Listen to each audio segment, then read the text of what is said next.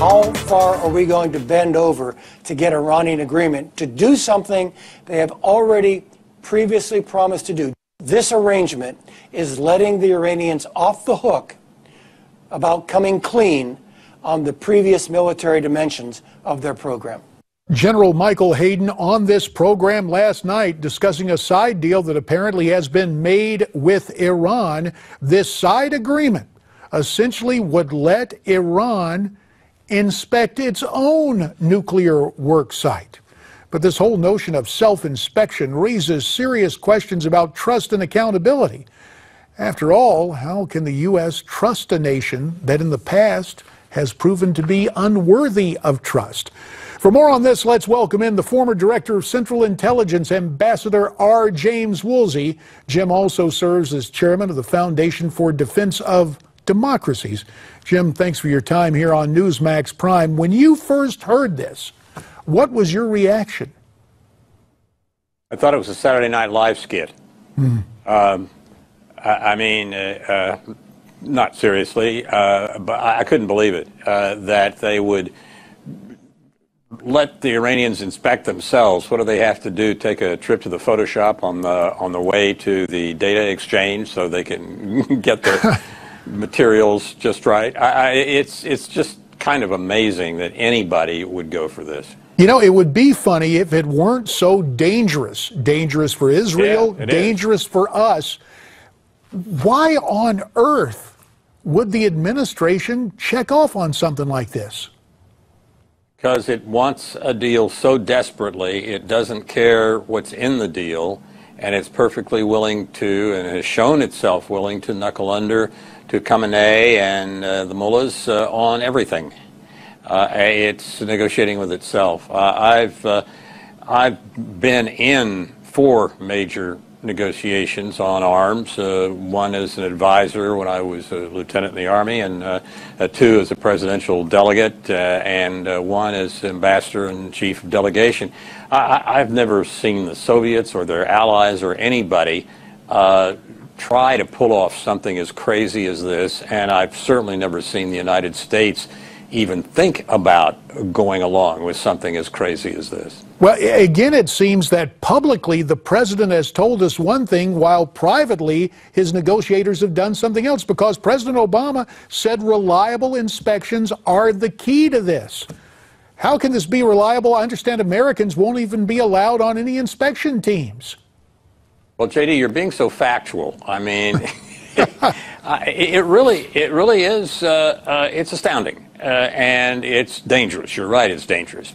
It does have an element, however, of craziness that is just not present in even pretty one-sided negotiations. I've negotiated a lot of settlements for lawsuits and so forth over the years. I've never seen anybody knuckle under on something as thoroughly and as immediately and as totally as the U.S. delegation has on this proposal.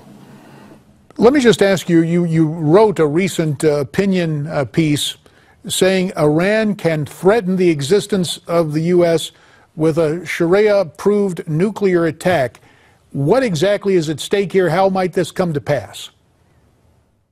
Well, they could use electromagnetic pulse. The Earth's been being bombarded by electromagnetic pulses from the sun for over 4 billion years.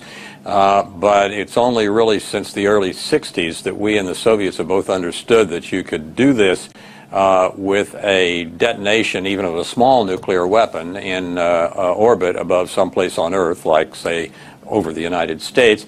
And it effectively destroys the electronics, and especially dangerous, it destroys the electricity grid and the transformers. That is an extremely terrible situation, because we got 18 critical infrastructures in the country: food, water, telecommunications, finance, pharmacies, etc. All 17 of the others depend on the electric grid. So if the grid goes, we're not living in the 1980s pre-web, we're living in the 1880s pre-electricity, and very few of us have enough plow horses and seeds. Well, it sounds very dangerous. Let's move from that threat of EMP to what is going on with HRC, Hillary Rodham Clinton. This Servergate scandal continues to expand. Your take on what is happening with Hillary Clinton, or what may happen? It's really hard to keep up with it. It moves so fast. I think it's very important that the assistants to her apparently have destroyed their BlackBerries.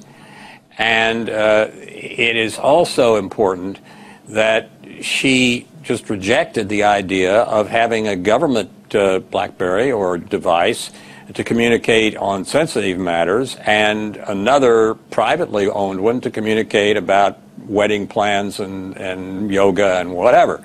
That would have been all right, but to put the sensitive government conversations, whether they're formally designated as classified or not, to put those onto the public web where almost anybody can get at them, Russian intelligence, Chinese intelligence, whoever, is really, I think, extremely irresponsible. And in view of that, what Jim, happened, and it looks like that's what happened. Final 15 seconds. Could she end up in jail?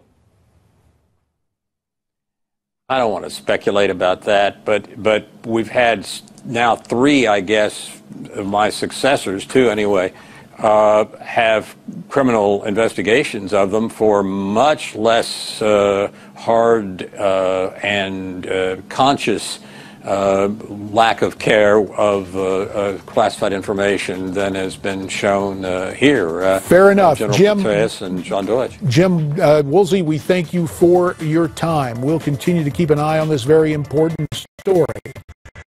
Newsmax wants to know, who is your candidate of choice for the Republican nomination? Go to newsmaxpolls.com